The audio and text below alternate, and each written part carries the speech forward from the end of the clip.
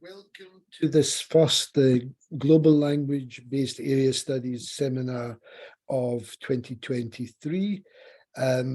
I'll just mention, because I won't get a chance to, that there will be our second session will be with Sherlyn Elton from Reading University on the 26th of April. You'll get more details about that. We're recording this session, so you'll probably need to press the button that gets rid of that annoying icon on your screen.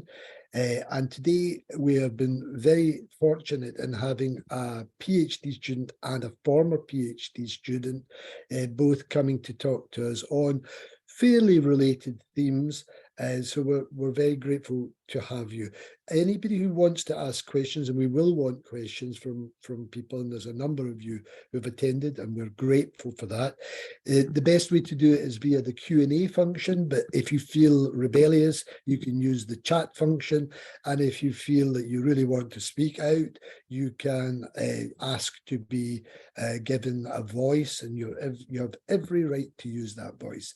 So the overarching theme is empowering and disempowering women in times of conflict and social strife, and we're going to kick off with Katherine Pickering, who is, I believe, has done your MSc. You've done your MSc. You've actually done another MSc before that as well, so you're a double MSc person. You are in your first year of your PhD, so obviously this is probably going to be a bit exploratory, and you've got your supervisors, Joey and Marisia, I believe. So without further ado, I'm going to hand over to you and mute myself, and I will disappear from the screen. Okay. Thanks, Gordon. I'm just going to share. There we go. Okay, hopefully everyone can see that. I'm Katherine. I'm a first year PhD student in the School of Modern Languages and the School of Law and Politics. And today I'm going to be talking about money and morals. So the role of the economic argument in the abortion debate in Argentina and Brazil.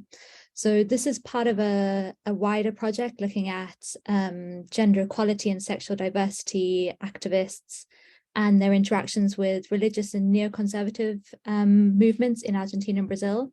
And really, I'm interested in how people justify and explain their stances on several issues, but obviously today on abortion. Just quickly, I'll run you through my approach. So I'm using a post-colonial, decolonial feminist approach. They are two different things, but I'm not going to get into that now. So basically, the kind of four main takeaways for me from these epistemologies are intersectionality. So the idea that the various intersecting components of a person's identity, their gender, their race, their class, their education level, this all feeds into their attitudes and actions and their opinions. I really like the fact that this approach starts at a micro level. So I look at the individual, and then at the wider community, and then the locality, building up to national level and the bigger picture. And for me personally, I just find it easier using that bottom-up approach rather than starting at the bigger picture and trying to find my way back down again. And the reason for that is because I get to hear inputs from marginalized or overlooked voices that have theoretical and policy insights that can enrich the debates. So these previously under-examined knowledges enhance understandings and just give a diversity of views. And ultimately, that then feeds into what I think is probably the most important aspect of the feminist school of thought, which is the emancipatory potential. So the idea of making a change. So to start with, I want to talk about what I expected to find when I started looking into how people justify their stance. And what I expected to find was like a really moral heavy, value laden argument. The reason for this is because people will use their personal information, their identity, the private and intimate aspects of their social lives as political tokens, because well, first of all, they're relevant to everyone. Everyone has a social life. Everyone has a say on these topics. And so it's engaging, and it kind of mobilizes everyone. And the reason why pro-life and pro-choice movements want to mobilize people is this race towards massification. So that means, you know, the bigger you can make your movement appear, the more representative you can claim to be of the popular vote. And the more representative you are of the popular votes, the more pressure you can apply on law and policymakers. So what are the moral arguments? Well, first of all, there's us and them, right? So it's about targeting people based on their identities and based on their personal qualities, but it's also about defining yourself based on those identities and personal qualities. So pro-choice activists will depict themselves as radicals fighting against misogyny and intolerance, confronted with an ever-increasing rate of gender violence. And abortion, or the lack of access to abortion, is a gendered violence because, well, it affects feminine, female, and feminized bodies. Pro-life activists, so religious neoconservative actors, on the other hand, they see themselves as defenders of the traditional family. So they are combating the expansion of marriage and adoption rights to same-sex couples. They're combating the evolution of gender roles, or the evolution of gender as a simply binary concept. And most importantly, on the topic of abortion, they are combating a person's rights to have or expand a family. So specifically, issues to do with contraception and abortion. And the us and them dynamic is important because it creates this idea of moral and social decay, of society in decline, and each side of the argument can blame the other side for this phenomenon of social decline. And that really affects a person's feeling of security, of feeling of safety. And that's the second point, is who has the right to feel safe? Whose morals are the most moral? Whose morals deserve to be upheld? And for pro-life activists, for religious activists, there is a huge religious component to this. So God and the church were kind of fundamental in the nation building exercises of Argentina and Brazil. And there are people within them who think those countries' laws should continue to reflect Christian values. So for them, their feeling safe is having that religious freedom. There's also the threat to people's sensibilities. So a paper by Fernandez Villanueva and Bacharito Cano looks at how people kind of hark back to, or look back with fond nostalgia on, the military dictatorship, simply because they would characterize them as quote unquote simpler times when women were more modest and fulfilled the roles expected of them, whereas modern women, they would argue, are too vocal or over-sexualized. On the other side of the debate, the pro-choice side of the debate, it's quite obvious that they would argue that feeling safe means having bodily autonomy, having respect, having access to healthcare, and the right to decide whether to continue with a pregnancy or not. But when you look at it from the individual micro level, you see that it's actually more nuanced. So abortion is not just a women's issue. Trans men and non-binary and fluid folk also have a stake in this argument. Similarly, ideas of bodily autonomy and oppression and subjugation, that's been experienced by Black and brown bodies on issues, a wide range of issues, not just reproductive rights. And then also there's the issue of the wealth and class divide, and the divide between urban and rural. So, you know, women are more likely to be able to get an abortion at a private clinic or travel abroad if they're wealthier, if they live in an urban center. Women who are poorer, who live in disadvantaged areas or rural areas, they're more likely to die from clandestine abortions. In fact, it's one of the leading causes of death amongst young and otherwise healthy women. And that's really what brings me to the economic arguments. So I would say there's kind of, within Argentina and Brazil, there's two really good examples of successful economic arguments. So first of all, in Brazil, pro-life kind of neoconservative and religious activists, especially evangelicals, have been really successful in using the topic of abortion as the idea of how people exert control in times of political and financial instability. So back in the early noughties, in the early days of the pink tide, there was financial stability, there was even economic growth. And so conservative sectors of society were somewhat more tolerant towards the slow accumulation of rights for marginalized communities. And I don't just mean women's rights, I mean, conditional cash transfers that alleviated poverty, diversity in education, marriage equality.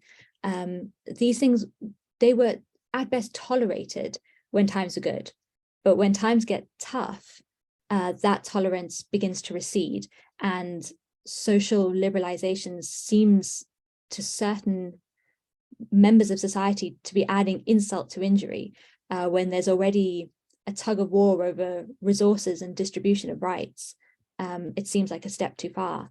And Pinheiro Machado and Scalco have talked about how the economic crisis triggered a masculinity crisis.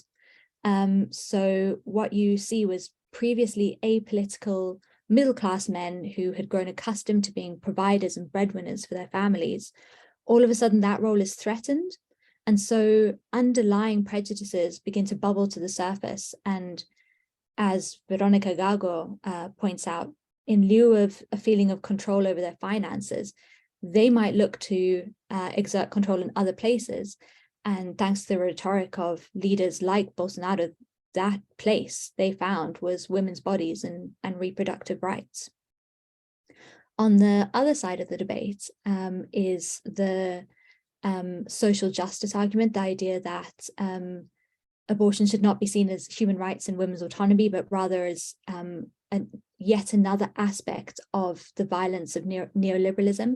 And this tactic is more apparent in Argentina, and that's reflected in the 2020 legalization of abortion in Argentina, whereas in Brazil, it's, legalization of abortion is not really on the cards at the moment. And so what Argentine pro-choice activists have done really successfully is they have taken gender violence, so transphobia, femicide, rape culture, and they've taken economic violence, so precarity, employment in the informal sector, unemployment, poverty, and they've linked them together as being kind of all symptoms of the same cause, and that cause is the neoliberal state that implements cuts and austerity, that fails to provide for its citizens by restricting access to state services or cutting state-run safety nets, of dividing communities and of attaching value only to certain levels of economic activity and productivity and essentially abandoning the rest. And abortion fits really well into this rhetoric because it is a gendered violence.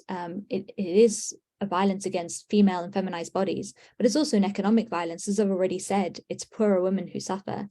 And so this is kind of a way of framing the argument that widens the base and expands its scope, so that this is not just a women's issue, but actually a wider social issue that everyone has responsibility for. And I just want to say as well is that Argentina is not the only case where this argument's been successfully implemented. Brazilian domestic workers used an economic argument really successfully, but of course that was on a platform of domestic work rather than abortion. And so to conclude, basically, I guess I am really excited by an economic argument, but I'm not trying to say that an economic argument is more important or even necessarily more likely to bring success than a moral argument. I think ultimately they're so connected because both religion and inequality are so embedded in Latin American society that you can never really separate matters of money and matters of morals. And I think really the takeaway for me for the future of my research, and I hope what everyone else takes away from this, is to look out for opportunism, to understand that there's always an economic element to a moral argument and always a moral element to an economic argument, and where one is, the other might be. And I think it's understanding that one might be a facade for the other. And yeah, and just basically having a better picture of how people kind of use culture war issues to justify ideological standings. So thank you for listening. Okay, well, I'm going to say a huge thank you to Katherine. That was a fascinating talk.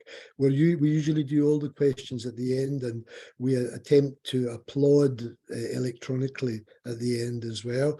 I'm about to introduce Charlotte, but those of you who have questions can, of course, furiously type them into the chat box or the Q&A box just now, whilst you've got this breather. By all means do so.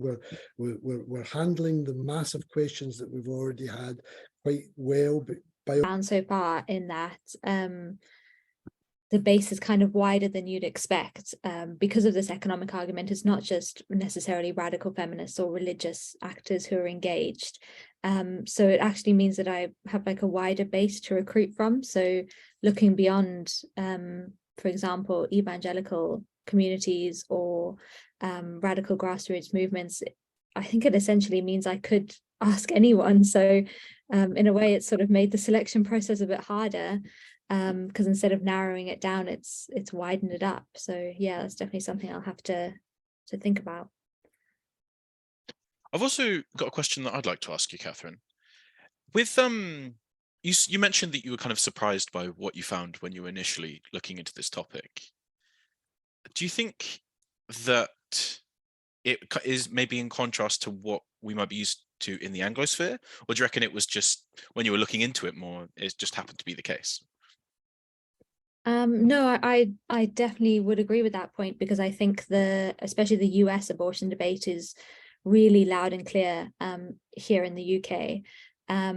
I also think it's different because, for example, feminism here revolves a lot around the trans debate, especially with everything that happened very recently in Scotland.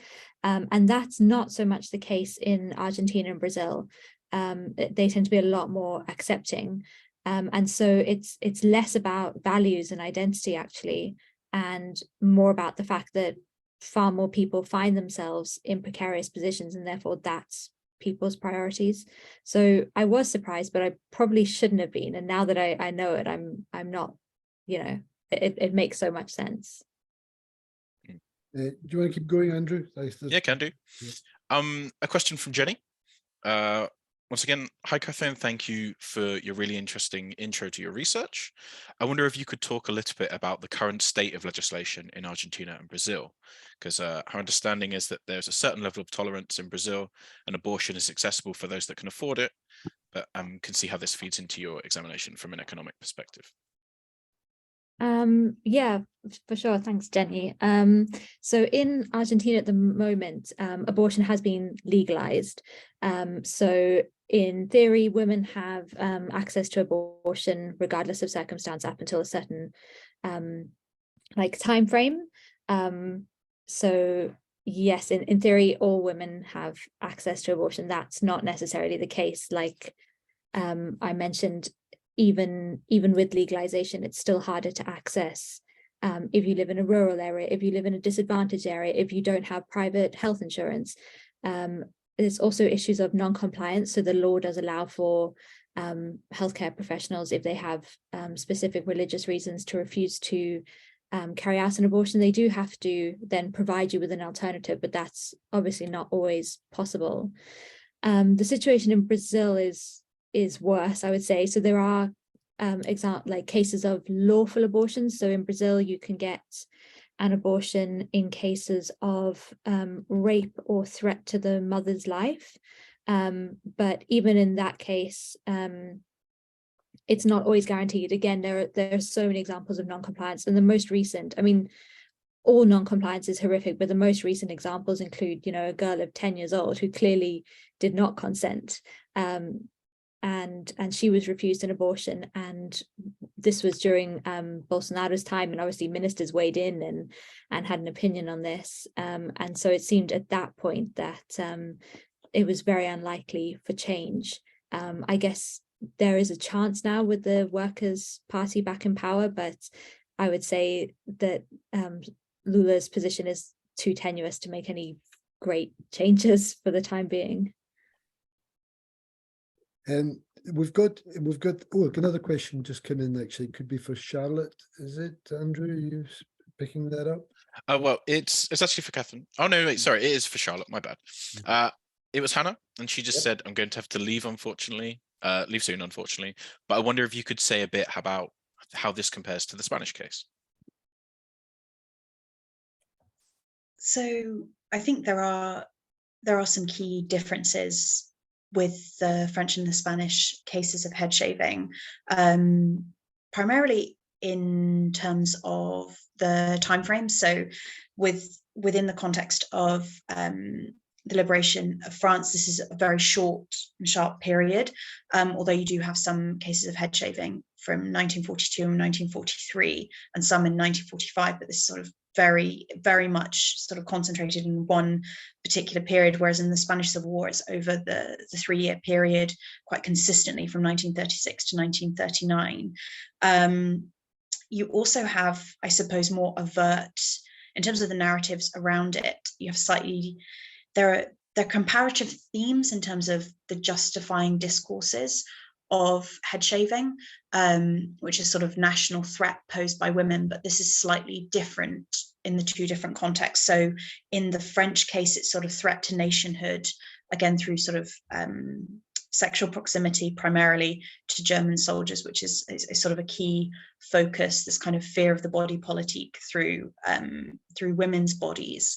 And particularly around children. And there have been some really interesting studies afterwards called, one I would name would be Naître ennemi, Born an Enemy, which is a study from Fabrice Vergely, which looks at the children of these relationships and the stigmatization that they had throughout their lives, born of these relationships between French women and German occupiers. So there's that particular context there. And then within the Spanish context, there are a lot of religious narratives as well. So you're talking about, more overtly talking about women who were targeted were left-wing women, women who were either in relationships with Republicans or were involved in the Republican cause. So again, difference in politics there, or presumed politics. And these women, sort of referred to as red women, are presented as a threat to traditional Spanish morality. So it's a slightly different national threat, but a national threat nonetheless. And within this kind of nexus, there's a talk of these red women as needing re-education.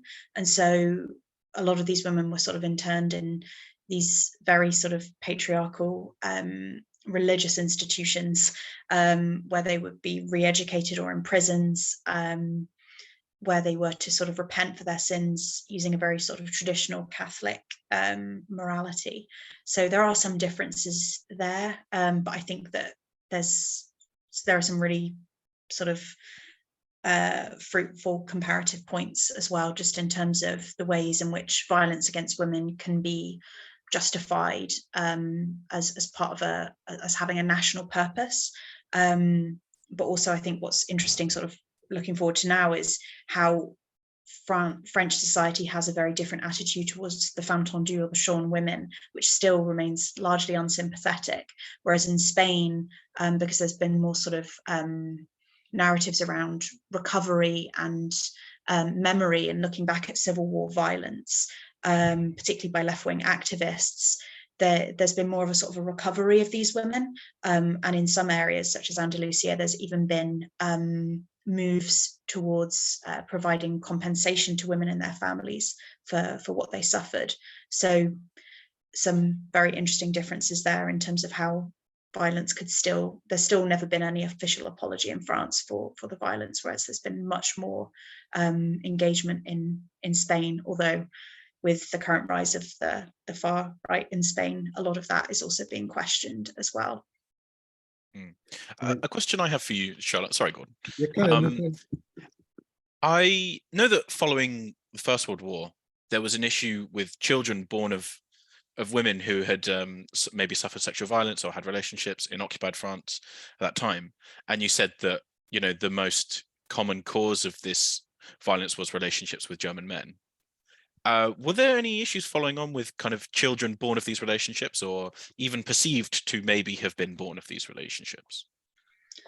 That's a really good point. I think the First World War, also there were instances actually of head shaving, which I should have mentioned, but this was primarily in sort of areas bordering Germany, so Alsace-Lorraine, which interestingly is one of the areas where there were very few instances of head shaving in the Second World War. So it's interesting to see that, I suppose, that's still in living memory, what happened there, and maybe there was more of a sense of shame around it. But definitely in terms of the children born of these relationships, both in terms of the First World War and the Second World War, which again, it was kind of children born of these relationships was social stigma. So within the study of sort of following the Second World War and Born Enemy, there's some interviews with these children, now obviously adults, and just talking about the social exclusion and the difficulty of sort of also getting, some of them struggled also to be recognised by the German state if they wanted to access German nationality. So again, there's this sense of, I guess, disavowal of these kind of shameful relationships, and I suppose it's sort of there's this sense of, I guess, sin and shame, female guilt, and sort of dissident sexuality there that kind of stain carries on throughout the generations. But no, it's really interesting to compare it to the First World War, where there were similar instances, but on a much smaller scale. Just for the sake of completeness, I think we should just mention that Marisa has also made a couple of comments which could be interpreted as questions to you, Catherine, but you don't need to respond to just now. But if you want to, you'll have the chance. And she asks about possibly unpacking post-colonial and decolonial at some point, but she's not looking for an answer to that just now. And Marisa has also pointed out that can also really see your points about economic arguments. I wonder how much of this is linked to a strategic need around emancipatory potential, especially compared to not just about women. So I don't know whether you want to respond to that. If not, I've got a couple of questions. I'm sure other people have, but they haven't written them in yet. So I'll give you a second. No, are you just taking note of that then, Catherine, I see? Yeah, I'll write down some thoughts. Okay, right. That's. I have a question for Charlotte, if there's time. Yes, by all means, yes. Yeah, just around, I'm trying to formulate it into a question, but around, you spoke about one of the women having her head shaved as an interpreter, and also the idea of women who maybe not only consented, but sought out relationships with German occupiers. This idea of them acting as active agents as opposed to being passive victims of sexual violence. To what degree do you think then the head shaving is a reaction to that, and that it takes away their femininity, and therefore it's saying, okay, they acted actively, but that's because they're not proper women?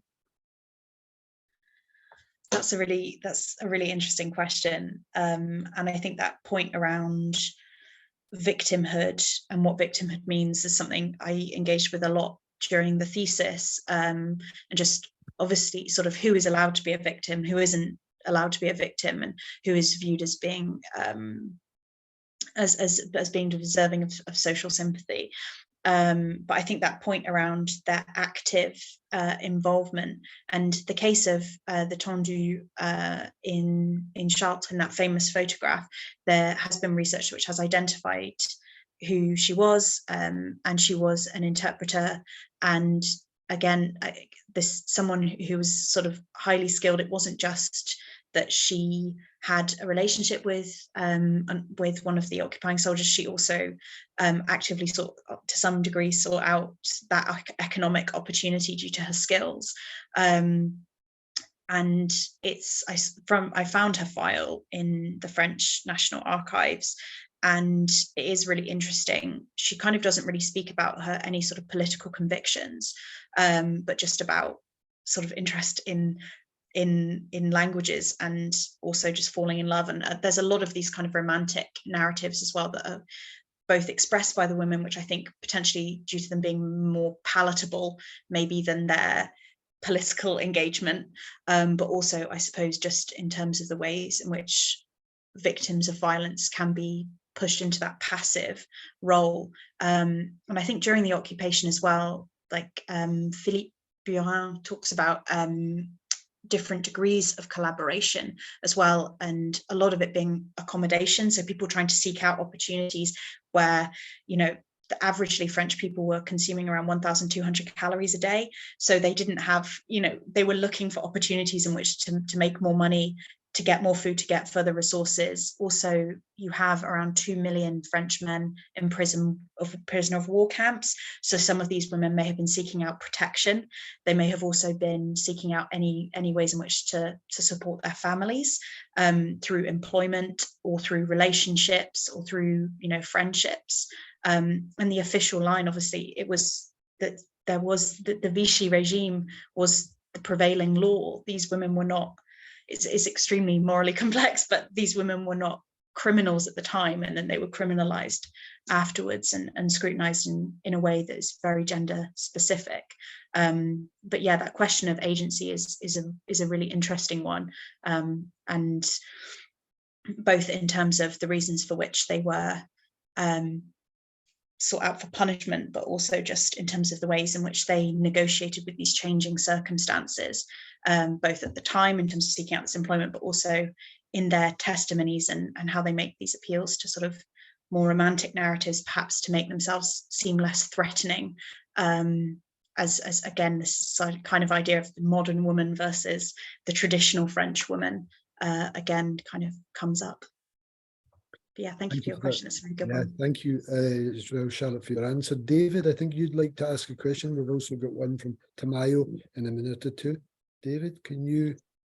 Yep. Yeah, I'll be very quick because I've got to go in a second myself. But I just kind of wanted to bring together your two really very interesting presentations, because I suppose the key word you were both working with was morality. It seemed to me that what you were both saying in a way is that actually morality in both of these cases is a kind of management of one's own shame, or potentially the threat of shame. I'm not sure I'd use the word stigma there. I don't think they're entirely interchangeable terms, but that feeling that the self is being devalorized in the eyes of the public, in the eyes of society, and that a way to reassert the value of the self is to stigmatize another, you know, through the mechanism of morality. That seemed to be like the common thread between your two presentations. So it's kind of an observation, but also a question as to whether you think that is a valid observation. Good. Over to you guys, Katherine, Charlotte.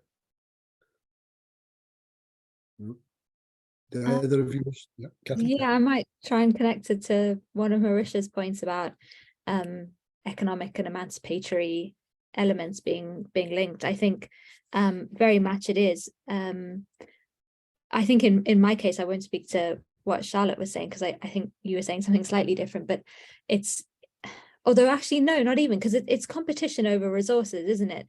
And it's who's willing to use what kind of morals, or I guess sacrifice their morals or push their morals just to kind of increase their chances of getting hold of those resources. And that becomes increasingly apparent in situations of war or social strife where resources are really scarce. And I think, again, in the case of Latin America, where if you're expanding rights to everybody, then the competition becomes more fierce for those those resources. And I think that's why there's a lot of backlash against people who are on the margins, and there's that kind of rhetoric of morals to justify it, because you don't want to say, oh well, I just don't want to share. It sounds a lot nicer if you say, oh well, this is you know, upsets my Christian values, kind of. Just following on from that, I think I would agree with David's observation that I think morality is an interesting sort of overlapping theme between our two papers, and that question of sort of management of social shame and allusions to morality, and particularly the ways in which sort of gender morality overlap and understandings of appropriate feminine behavior emerge very much in my case studies. And also, I suppose, this kind of national morality in which the sort of the resistors are portrayed as these kind of arbiters of national morality, which is then transposed onto these sort of patriarchal narratives of female shame. And just also, I suppose, in terms of the perpetrators themselves, there's a lot has been written around the kind of the last minute resistors. So also these men who wanted to prove to the wider community of their own ideas and their own sort of ideological commitment to the cause of the resistance through these acts of sort of scapegoating women and attacking women to sort of show their own ideological convictions. So I suppose there's also, on the sort of, in terms of the male perpetrators, this sense of them vindicating their own sense of morality in a public arena through the punishment of immoral women. Okay, now we have got very little time left. Tamayo has asked a question about narratives. I'm not sure if I've absolutely got the question, but I think it's about narrative. It says, what narratives you find this gender-specific humiliation at national military museums in France? I suppose she's asking, do you come across this the narrative surrounding this gender-specific humiliation in national museums in France? And I, just because time's running out, I want to ask two questions. One is, from your point of view, Charlotte, clearly there's the notion of civil war, and then there's the notion of violence. Okay, so I think you need to disentangle those two. And whenever you get into the issue of violence, obviously there's gendered violence going on all the time, and that can be to some extent a spillover of war, or it can be war itself. But if you go on to look at the women and the damage that was done to them, so in effect, almost looking at PTSD that has come about from this awful act, then you link it in better to war. And I suppose my question there, and we haven't got time really to get an answer to it, was the idea that it was cleaning the slate? You were punished and that was it, or was this a lifetime of humiliation and shame? And my question to you, Katherine, is very quickly, is that obviously these economic arguments are resonating in Latin America, but is that also linked to the whole history of the dependency movement and Escobar and all this stuff? So in other words, was it already a more receptive audience to those kind of arguments? And that's it. So I can start off really quickly. So in terms of military museums and sort of narratives of gender-specific humiliation, often the fountain du kind of is sort of, there's been a reluctance to represent it. It's sort of a shameful note in an otherwise sort of glorious sort of national galvanizing moment, and so there's a discomfort around representing it. But during the PhD, I did a placement at the Museum of the Liberation of Paris, and they did represent the sort of head shaving of women, and it was really interesting to sort of ask about people's reactions to that and how they responded. And again, it was people were often quite shocked at the levels of violence, and also I suppose it's the involvement of the military within it is kind of ambiguous, because the resistance is kind of semi-official army, but you also do have witnesses in the form of American GIs and British soldiers as well who document the phenomenon. So it's quite transnational in that way, in terms of military memory. And in terms of the sort of the captioning of a lot of the images from the British soldiers, they talk about collaborators, shame, women who consorted with the enemy. So again, these very sort of gender specific narratives. And to go to your point, Gordon, about civil war versus violence, that's a helpful point. And I think one of the things I found through engaging with writing around civil war and what designates a civil war is that it's often quite an elastic term, and it can often be subsumed under other elements, so sort of conflict, rebellion, and it's very difficult to distinguish it. And I suppose I really like the work of Stathis Kalyvas, who talks about logic of civil war violence, and violence in civil war as not just an outcome but a process, and particularly a selective process of distinguishing and sort of showing those sort of divisions between society. And I suppose that's something for me to strengthen. And I think that point about cleaning of the slate or a lifetime of shame, different historians have different views on that.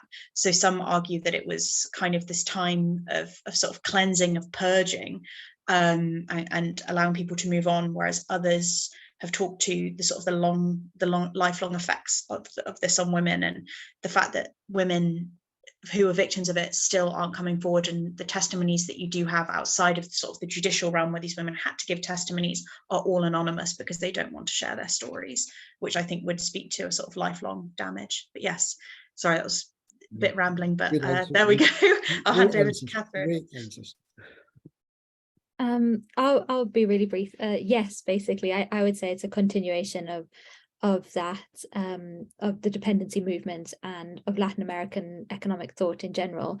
I think in Argentina, it's probably more apparent because in Latin America as a whole, Argentina is one of the most closed off to US influence, whereas Brazil is probably one of the most open. And so that's why I would say the question of neoliberalism and of moving away from that model is more popular in Argentina than it is in Brazil. But I also think because the Workers' Party was so dominant for so long, they're very different contexts. But yes, it's the short answer. It definitely is, and it's just bringing the kind of feminist ideas and women into the project, I would say.